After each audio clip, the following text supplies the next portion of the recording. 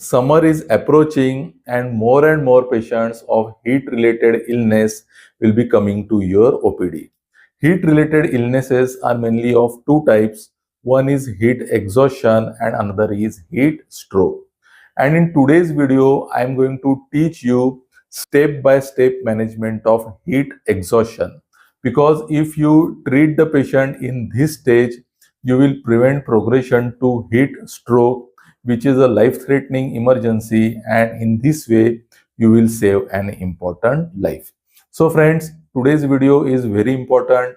You see this video till the end, and if you have come for the first time on this channel, then do subscribe this channel for more such clinical videos. So without wasting much time, let's start the video. So first, what is heat exhaustion?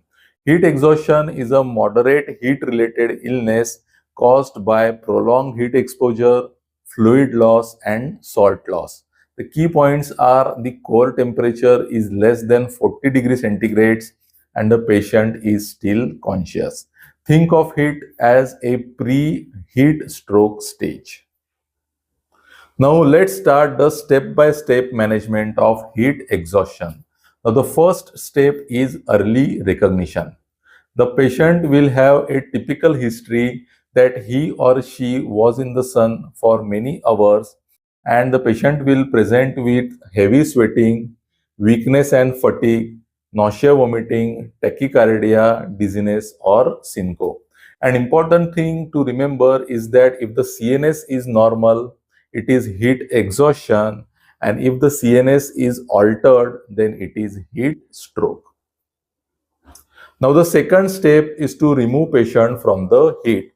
First, you have to stop the physical activity of the patient because this will decrease the inner generation of the heat, and then shift patient to the cool or shaded area. This step alone will prevent progression to the heat stroke. Now the third step is cooling. Since it is not a heat stroke, aggressive type of cooling is not required and gentle cooling is enough. So what you will do, first you will remove the excess clothing on the patient, then apply wet cool cloth and also use fan. This would be enough to decrease the temperature of the patient. Now comes the fourth and the most important step, that is rehydration. This is the key step in the management of heat exhaustion because here the main problem is dehydration and salt loss. So if the patient is able to take orally, then you will give oral fluids like ORS solutions or other electrolyte solutions. And if the patient is vomiting or not able to take orally, then you will give IV fluids like normal saline. Now the fifth step is to monitor for deterioration. This step is very critical. Here you will have to watch for altered sensorium, rising temperature, seizures, because this will indicate that the patient is moving towards heat stroke, and now you will have to immediately shift the patient to the ICU.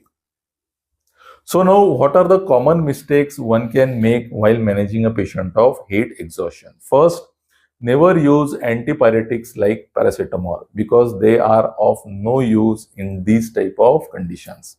Second, never delay fluids because replacing fluids and electrolytes is the main treatment of heat exhaustion. And third is don't ignore the symptoms of altered sensorium because they indicate that the patient is deteriorating and is moving towards the heat stroke, and in that case you will have to immediately shift patient to the ICU. So friends, remember, history of exposure to heat, sweating, dehydration and normal CNS. This is heat exhaustion, and if not treated in time, it can progress to heat stroke. So friends, if you find today's video helpful, give it a like, share with your friends, and if you have come for the first time on this channel, then do subscribe this channel for more such clinical videos. See you in the next video. Till then, thank you.